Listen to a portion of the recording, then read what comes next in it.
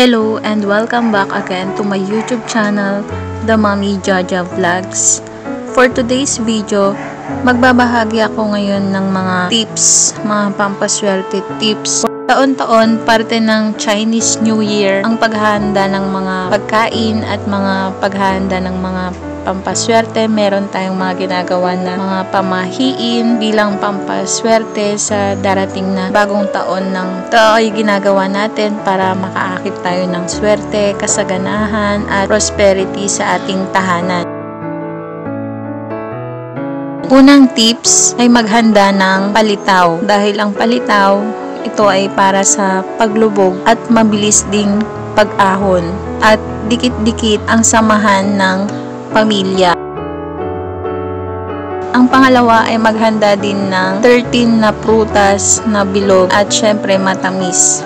Bilog ay simbolo ng pera. Matamis na prutas ay simbolo ng matamis na dating ng buhay sa darating na taon. 13 na prutas ang ihahanda para hindi saktong 12 months. 13 para may isang bonus ka pa for any extras.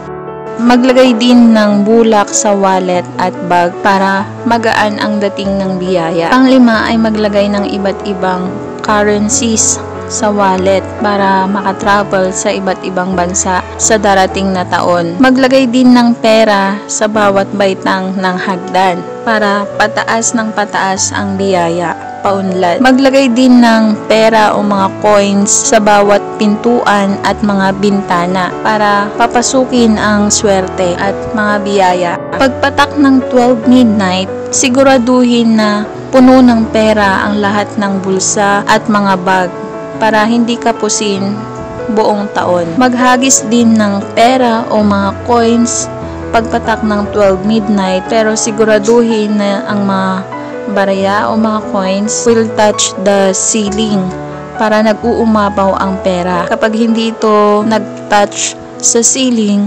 kakapusin sa pera. Magsabit din ng 13 na pares ng dahon ng mangga o mango leaves sa lahat ng pintuan. 13 para 12 months of the year plus 1. May extra. At ang mango leaves, ito ay matamis. Matamis ang bunga ng mangga. At pag namunga ang mangga, hitik na hitik.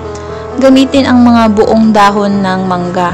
Huwag gumamit ng mga butas-butas. At dapat magkasaklob ang pares ng mango leaves para hindi palabas ang biyaya at hindi lulusot ang mga swerte na darating sa inyong tahanan. Punuin din ang lahat ng lalagyan ng tubig, ng asin at asukal at bigas para lahat ng mga basic na pangangailangan ay nag-uumapaw sa darating na taon. Pagpatak din ng alas 12, humawak ng isang bundle ng pera. Bilangin ito isa-isa. Pero ang pagbilang, hindi dapat 1, 2, 3. Ang bilang dapat milyon-milyon. Halimbawa, 1 million, 2 million, 20 million, 50 million, 100 million. Basta pataas ng pataas ang pagbilang para siksik, liglig at limpak-limpak na salapi ang binibilang mo buong taon. Gawin lahat ito ng nakangiti. Dapat masaya ka. Otherwise, buong taon ka lang na malungkot o pabigat o maghihirap. Kaya dapat maging masaya ka sa mga ginagawa mo. At syempre, higit sa lahat, magdasal din sa pagpatak ng 12 midnight bilang pasasalamat sa taong nagdaan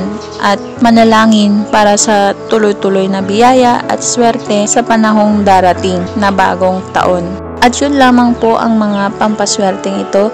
Tandaan, ang mga pampaswerteng ito ay magiging gabay lamang. Lagi pa ring magsumikap, sipag at tiyaga, kumilos, magtrabaho, dumiskarte sa buhay para tayo ay umunlad. Lagi ding manalangin at magdasal sa Poong May Kapal at ugaliin ding magpasalamat sa lahat ng mga biyayang natatanggap, maliit man ito o malaki. Kung nagustuhan ang video ito, mag-like at mag-subscribe na para maging updated sa mga next video na i-upload tungkol sa mga pampaswerteng bagay-bagay.